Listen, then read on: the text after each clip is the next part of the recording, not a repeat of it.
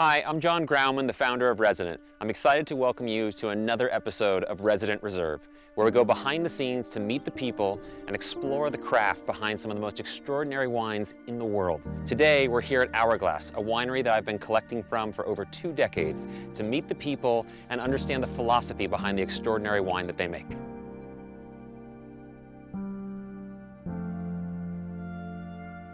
Hey, hey! How you doing, John? I'm good, how are you? Welcome. I can shake your hand, but I'll just take a Why glass. don't you take a glass instead? Yeah, better. Way better. Yeah. Cheers. Thank you so much. Appreciate that. So everyone, this is Jeff Smith. He is the owner and vintner of Hourglass, a winery that has always been very near and dear to me. I've been collecting your wine not since the first vintage, but close. It's a long time, but yeah. close, yeah, 20 plus years.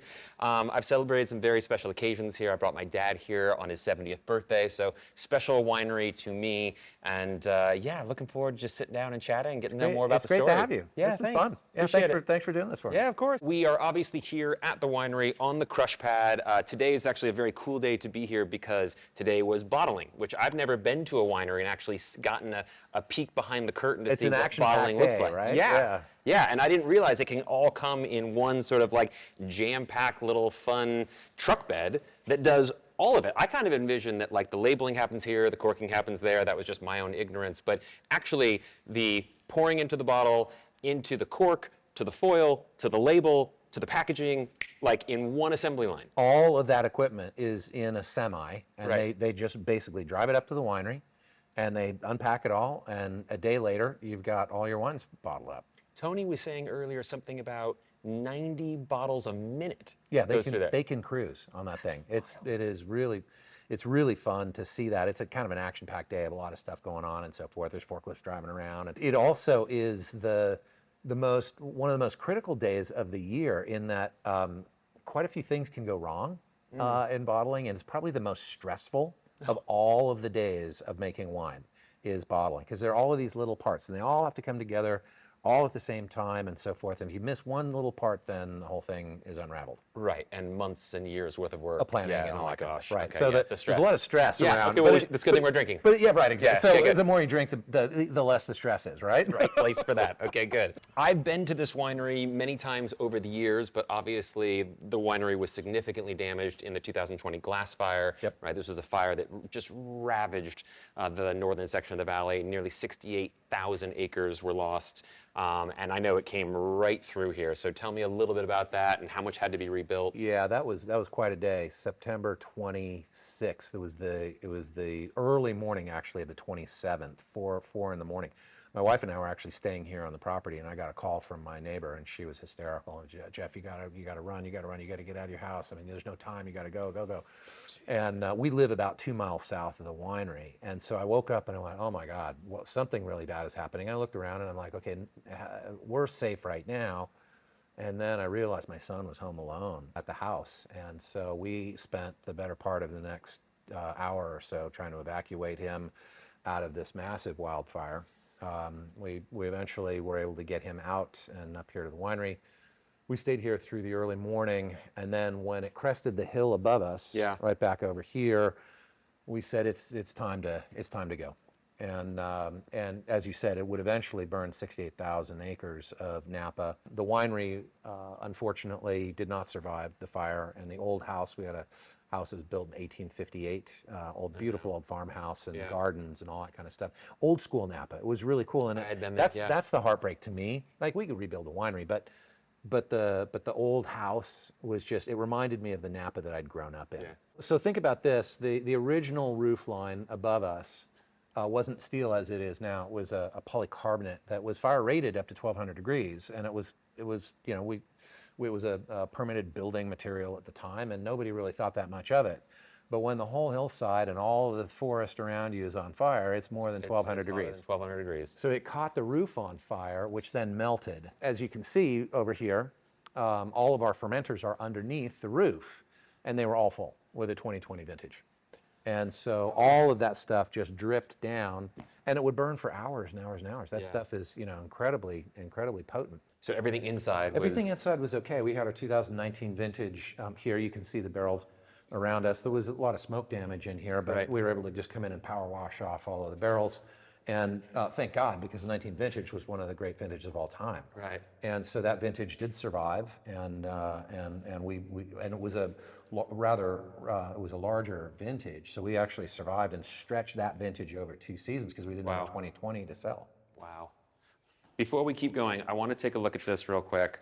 I've walked by this multiple times. I've never really stopped to look at it in detail. So this is fascinating to me because this is the terroir that produces the fruit. And I guess I've never actually fully looked at this.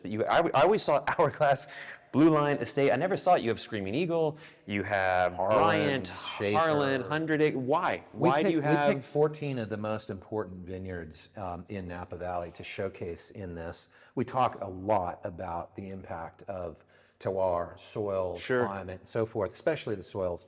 On the 2 estate vineyards we have, which are really, really different properties. Yeah. And so you can plant the same clones there, the same varietals, the same clones, and you get different expressions based on the soil profiles. So this is a little bit of a Kickstarter to talk about the imprint of soils on the style of wine and the flavor profiles and aromatics and so forth. All right, well, we'll go in and we'll taste some of these, but this is very cool. This is truly Grand Cru dirt. I mean, this is Grand Cru terroir right here, and it's very cool actually to see the similarities and the differences, whether it's, loamy sand or whether it's, volcanic rock or river rock. Yeah. Napa Valley has half of the world's soil orders. There's no wine growing region in the world that has the complexity of soils that Napa Valley has. And if you take half of those soil orders, I think that's about 33 different soil series. And then you break it up into these conglomerates of different iterations of those 33 soil series. So Northern California was formed by 3 tectonic plates mashing together. And those 3 tectonic plates have moved 450 miles north in the last 7 million years. And they've created the entire West Coast, all the way into the Rocky Mountains. Napa, if you look at a soil map, it looks like a Rorschach test with colors everywhere. It's just incredibly varied. This is why I say the best wine in the world comes from Napa. We may not have been the first, but it's controversial, but I think it's the best. I'm not going to argue with you. I genuinely do. It's a controversial statement, but I genuinely believe the best wine in the world comes out of Napa. Yes. Yes, the cave. Hello, old friend.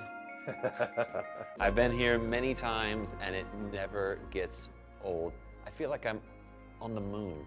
It has that sort of feel to it.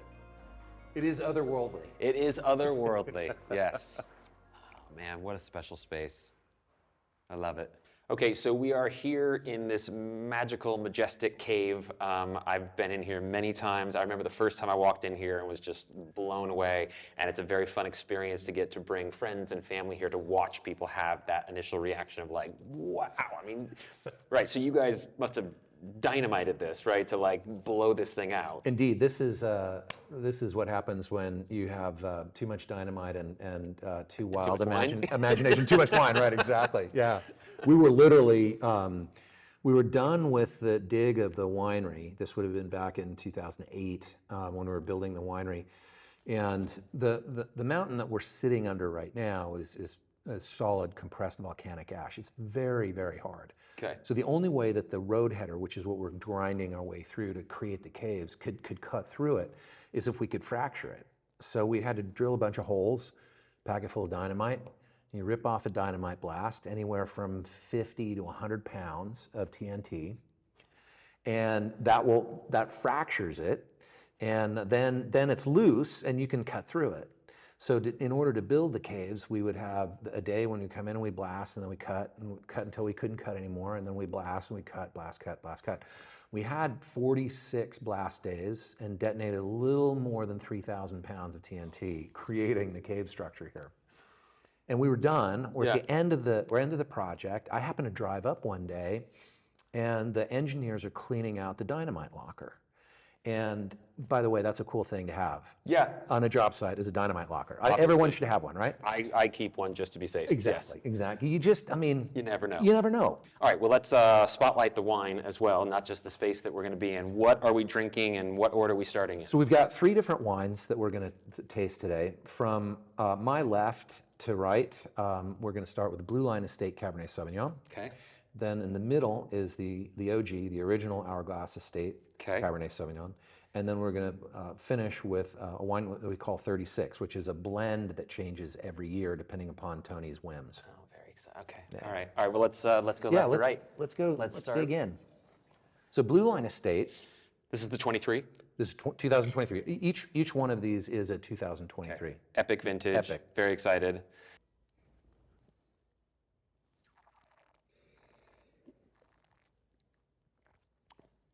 Holy shit, is that delicious? That is really good. Wow. So obviously poured out of the bottle, but I'm assuming these have been open maybe for a little bit. This couldn't have just been popped and poured. This was open a couple hours ago. Wow. Yeah. I mean, for a 23, this is beautiful. It's the 23 is, as you mentioned earlier, it's a magical vintage. It could mark arguably the best wines we've ever made. That's what everyone's saying. At Hourglass. We've had some killer vintages over the years. We're now 28 vintages into this project, and we have some really good ones to look back on. But this particular vintage, it hits me in the sweet spot because I'm an aromatics guy. So you're talking about the aroma of Blue Line Estate Cabernet, that first time you had that. To me, our wines are marked by these lifted, amazing aromatics. And part of that is a soils thing we were talking about earlier. And the soils here at Blue Line it's an old riverbed. So we call this property Blue Line because it has two Blue Line streams that drain the canyons above us. Okay. And those Blue Line streams have meandered for thousands of years, creating the Selby Creek alluvial fan, which we are the head of. We're at the bench transition between valley floor and straight up into the Baca mountain range above us. Okay. So the waters that are coming down through those two canyons are moving at very, very high speed when they come through our property. Soils here are very beachy, they're very sandy, cobbly, gravelly, everything from big massive boulders down to little fine particulate sand. I find tend to add an extra floral band up in the bridge of your nose. Huh. And in this case, what I get is kind of a crushed rose petal, dry crushed rose petal characteristic. Mm-hmm. So let's try to break this down a little bit. So Cabernet, we're talking about why is the Blue Line Estate Cabernet have the characteristics that it has, and why do we feel that this is world-class winemaking? So it's a function of balancing different energies. So the energies of the wine need to stay in some sort of stasis or some sort of balance. So on the one side we have this richness, and the richness is driven by the phenols of the fruit and the characteristics of the fruit and the texture and so forth. On the other side of that are two other elements that are driving the energy source in the wine. And these two things are very important to balance out. So the things that drive energy in wine are going to be tannin and they're going to be acid. Okay. There's a third now that I think about it, and minerality. Those three things have similar characteristics that will drive the texture and how it reads on the palate. You're feeling a nervy, jumpy energy on the back mid palate. We kind of jokingly refer to this as the Blue Line buzz. Okay. This is a function of minerality, and it's the soils that provide that minerality. Those minerals are picked up by the plant. They're inert when they're picked up by the plant, but at some point, we don't know exactly where, but at some point in fermentation or the barrel reductive process of aging, those minerals become charged, and they then have a hydrogen ion that becomes charged, very much like you would charge a battery. Think about this on a very, very micro scale, on a much more muted scale. But as those minerals are trajecting across the palate, they're reacting with salivary protein, because like the saliva in my mouth. Saliva in your mouth. Okay. So is a protein, and hydrogen ions, positively charged hydrogen ions, will react with salivary protein, and they literally they'll pull at it. They'll pull at it, and that creates that nervy, jumpy energy. Will they react with any protein? Yes. So is that why red wine or like a big Cabernet always tastes better with steak? Indeed. Unbelievable. Yeah. Yeah. Okay. It's like my favorite pairing. It's one of those pairings that's just like, this is why the earth was created the way it was, is for these pairings. But I never understood from a chemistry standpoint, from a molecular level. What the hell's going on? So you've got three things: tannin, acid, and minerality. All three of those things have positively charged hydrogen ions. They all react with salivary protein. And literally the tannins are the strongest of those. And they will literally pull the salivary protein off your palate. And so if you have like a fatty ribeye or a cream sauce or a piece of cheese, this is all protein. And that Do you? Because that would be delicious really good right now. I'm getting hungry, right? We may need to go have dinner. Yeah. But that protein will settle on your palate, and the Cabernet will come and literally bond with that and pull it off of your palate, refreshing your palate for the next bite. Fascinating. Your depth of knowledge on this is amazing, and I want to talk about how you arrived at having such a depth of knowledge, because it wasn't the path most people would expect. So I was very excited about doing this episode and this interview with you for a multitude of reasons. Again, been a fan and a collector for a number of years. We've gotten to know each other personally a little bit here over the last few years, but there are multiple parallels in our lives and our stories that I find fascinating. Obviously, there's a connection to music, which we both have. But more so than that, there's a connection to real estate through your father. Indeed. Right? Yeah, so right, yeah. your dad, Ned Smith, Yeah. was very much a pioneer up here. As I understand it, he was one of the first, if not really the first, real estate agent in Napa, right? A former ad executive from San Francisco. Correct. Moves up here in 1964. You've done your right? homework. Yeah, long before Napa. I was a year old when we moved here in '64. I was still a You were still a thought. Yeah, I was somewhere. A spark waiting to happen. We're going to use this as a sort of an entry into the next one, which is the estate. Yeah, let's talk about the as my friends refer to this as the OG. The OG. The OG.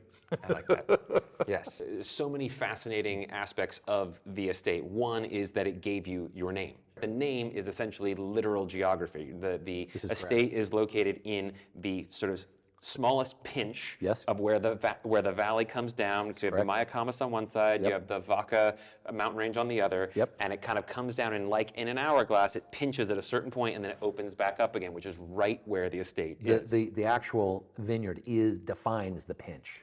It's a toe of fractured bedrock that got pushed out from the base of Spring Mountain and rolls off and hits the valley floor. So literally that toe, true valley floor, is down below us, about 100 feet down below us.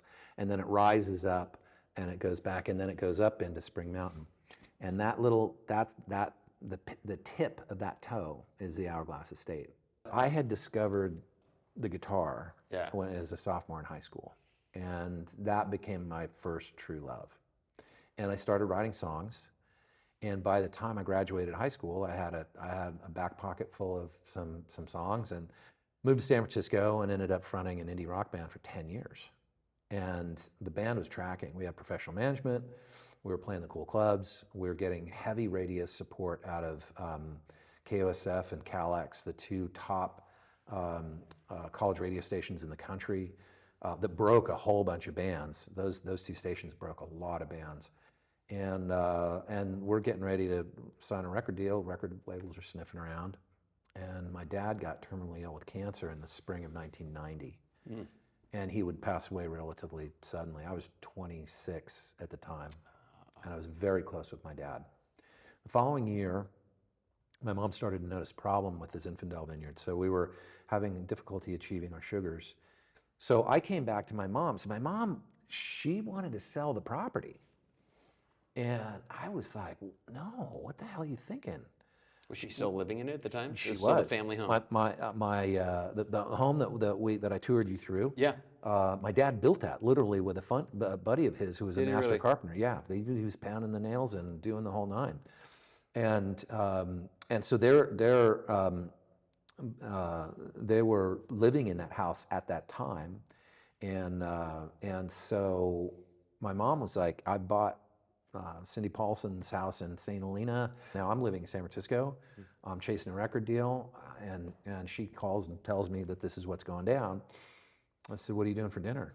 She said, nothing. I said, don't go anywhere. I'm coming home. I'll be home in an hour and a half. And she said, all right, what's your vision for the property? And I said, we pull out the dying Zinfandel. Future of Napa is Cabernet. We replant to Cabernet, and we do a small little family label.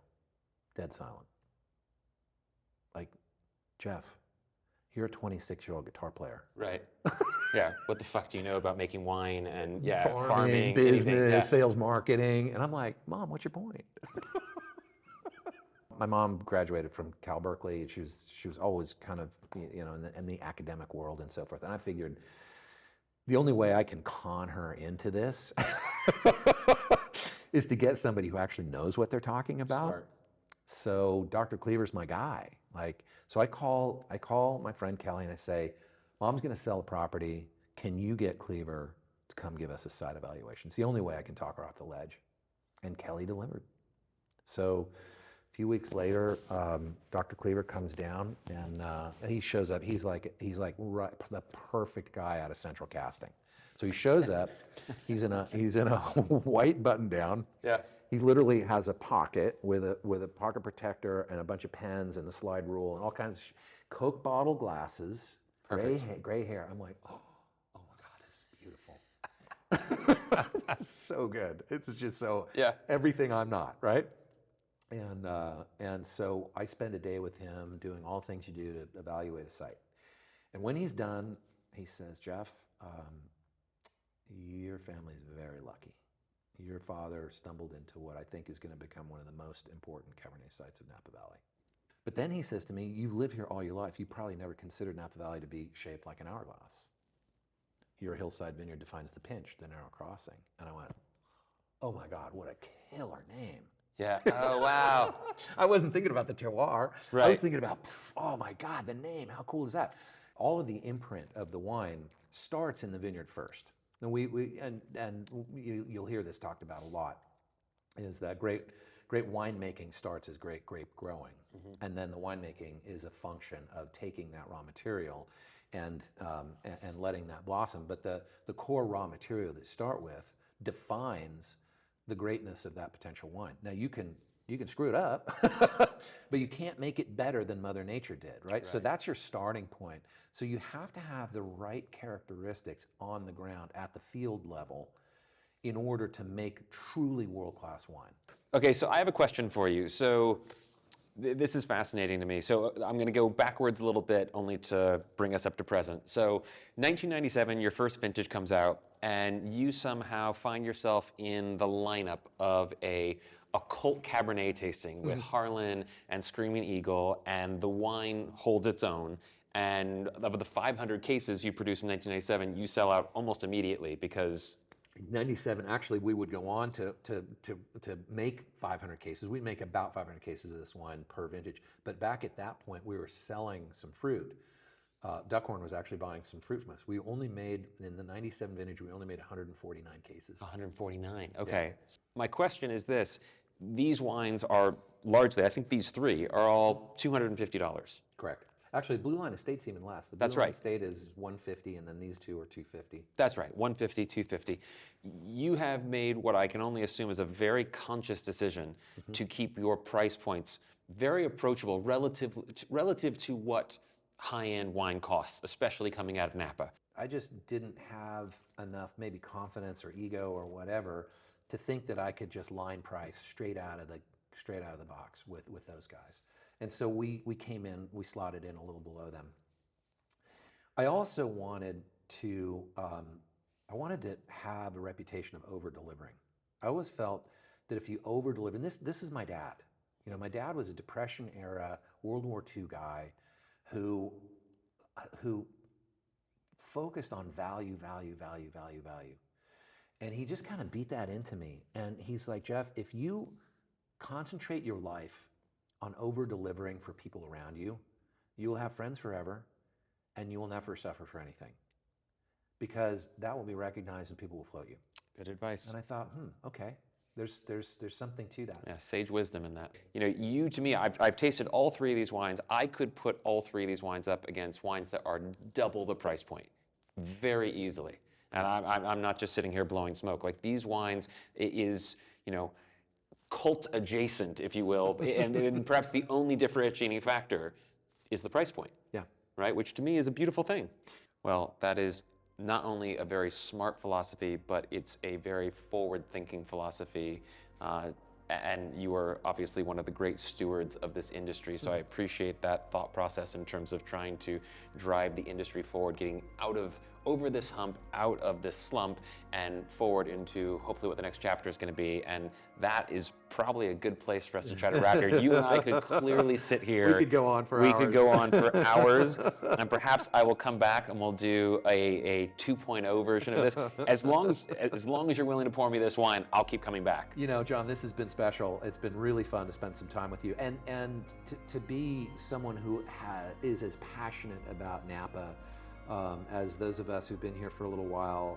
Thank you for all you do for Napa. I appreciate that. Thank you.